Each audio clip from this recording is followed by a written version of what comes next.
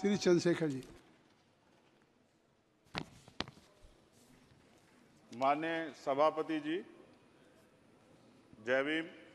बहुजन समाज में जन्मे सभी संतों, गुरुओं, महान पुरुषों को नमन करता हूं, जिनमें महात्मा ज्योतिबा फूले, डॉक्टर बाबा साहब अम्बेडकर और मान्यवर काशीराम साहब को मैं याद भी करता हूं आज के दिन पर। साथ साथ नगीना की महान जनता और भीम आर्मी और हमारी पार्टी आज़ाद समाज पार्टी काशीराम के साथियों का भी धन्यवाद करता हूं। इसके बाद अपने कुल गुरु जगत गुरु सदगुरु रविदास जी महाराज को भी मैं नमन करता हूं, जिन्होंने दुनिया को लगभग 600 साल पहले बेगमपुरा शहर के रूप में दुनिया का सबसे महान लोकतांत्रिक दर्शन दिया।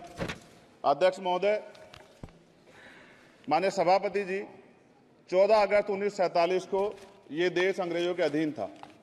15 अगस्त 1947 को हम लोग आज़ाद हुए। 16 अगस्त 1947 को देश आज़ादी में था, लेकिन धन धरती राजपाट में बंटवारा नहीं हुआ। जो साधन संसाधन थे उनमें बंटवारा सही रूप से न होने के कारण एक बहुत बड़ी आबादी सुविधाओं से वंचित और सम्मान से वंचित रह गई। उनको सम्मान देने के लिए और अंतिम व्यक्ति तक सुविधाएं पहुंचे, इसके लिए लोकतंत्र की व्यवस्था हुई। लेकिन आज़ादी के 70 साल बाद भी हम कहाँ खड़े हैं, इस पर ये चिंता का विषय है। मैं मानता हूं कि सामाजिक न्याय तभी होगा माननीय सभापति जी, जब जातीय जनगणना पूरी होगी और जातीय जनगणना कराई जाएगी और साथ साथ संख्या के आधार पर आरक्षण जो है वंचित वर्गों का बढ़ाया जाएगा। उसके साथ साथ जब राष्ट्रपति जी अभिभाषण पर बात रख रही थी तो उन्होंने शहरी और ग्रामीण क्षेत्रों के विकास की बात कही और ये भी कहा कि दुनिया में सबसे उत्तम शहर हमारे यहाँ बने। लेकिन माननीय सभापति जी, 70% आबादी तो गांव में निवास करती है, तो गांव की आबादी के बारे में भी सोचना होगा कि उनका जीवन कैसे बदले। माननीय सभापति जी, उच्च शैक्षणिक संस्थानों में बहुजन समाज के जो छात्र हैं उनके साथ कास्ट एट्रोसिटी हो रही है, निरंतर उनकी हत्या हो रही है। साथ साथ जो सरकारी कर्मचारी हैं दफ्तरों में, उनके साथ भी जो SC ST OBC और मुस्लिम और अन्य धार्मिक अल्पसंख्यक उनके साथ भी माननीय सभापति जी जातिगत और धार्मिक जो है शोषण किया जा रहा है। इसलिए मेरी मांग भी है कि पुरानी पेंशन को भी अध्यक्ष जी बहाल किया जाए। जो कर्मचारी देश की सेवा में लगे हैं उनका भी सम्मान होना चाहिए।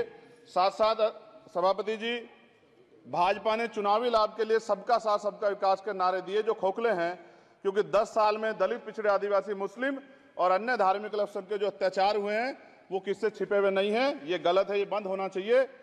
सभापति महोदय जी, महामहिम राष्ट्रपति जी के अभिभाषण में निजी क्षेत्रों में SC ST OBC को रिजर्वेशन देने का कोई उल्लेख नहीं हुआ है, जो कि आज चर्चा का विषय, क्योंकि 98% प्राइवेट सेक्टर है, 2% सरकारी सेक्टर है, तो 98% प्राइवेट सेक्टर में भी हमारी हिस्सेदारी की बात होनी चाहिए। माननीय सभापति जी, आशा कार्यकर्ताओं, आंगनबाड़ी वर्करों, भोजन माताओं के वेतन वृद्धि पे भी कोई उल्लेख नहीं हुआ है, वो भी अभी नंगे, उन पर भी सोचना पड़ेगा। माननीय सभापति जी, जिस क्षेत्र से मैं चुन के आऊं नगीना से, वो बहुत पिछड़ा क्षेत्र है। उस क्षेत्र में कोई विशेष आर्थिक पैकेज नहीं दिया गया, रोजगार की सेवाएं नहीं है, नौजवान पलायन करता है। IIT, IIM, एम्स, केंद्रीय विद्यालय आदि शिक्षा में और चिकित्सा संस्थानों की स्थापना होनी चाहिए, जो कि नहीं है। और माननीय सभापति जी, मानसून सत्र आ गया है, मेरा क्षेत्र बाढ़ से बहुत प्रभावित है, इसलिए मैं आपसे आग्रह करूंगा कि वहां के लोगों को बाढ़ से निजात दिलाई जाए।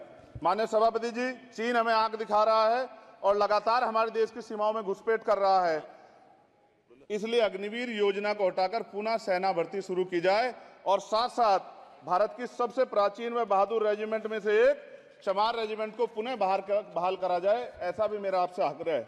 माननीय सभापति जी, पिछले सारे प्रधानमंत्रियों ने मिलकर जितना कर्ज लिया है उससे दुगना कर्ज हमारे वर्तमान के प्रधानमंत्री जी ने लिया है। किसान अगर अपना कर्ज माफ कराने के लिए जाता है तो लाठी झेलनी पड़ती है, जबकि सरकार ने धन्ना सेठों का 15 लाख करोड़ रुपया माफ किया है।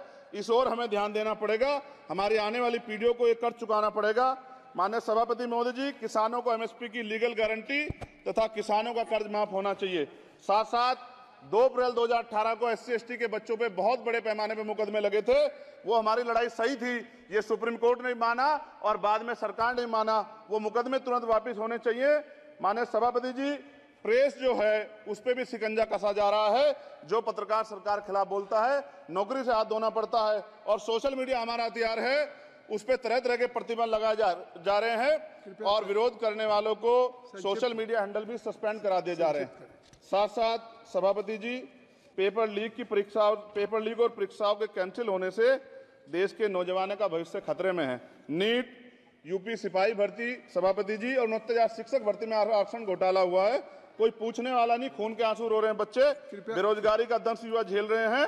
इसलिए मेरा आग्रह है कि युवाओं के लिए कृपया समाप्त करें चंद्रशेखर। माननीय सभापति जी, मैं पहली बार बोल रहा हूं, आप कहेंगे मैं बैठ जाऊंगा, मैं आपकी बात, मैं संवैधानिक मर्यादा का पालन करूंगा, मगर हम तो माननीय सभापति जी सुन ही रहे हैं। आप बोलिए, 1 मिनट। धन्यवाद, धन्यवाद। 1 मिनट और बोलिए। अध्यक्ष सभापति जी, नारी सम्मान की बात करने वाली सरकार, हमने मणिपुर देखा सर, हमने पहलवान बेटियों का हर्ष देखा सर, और हमने सर हाथरस की बेटी का हर्ष देखा सर, और हाथरस के परिवार को जो वादा किया था सरकार ने वो भी पूरा नहीं किया।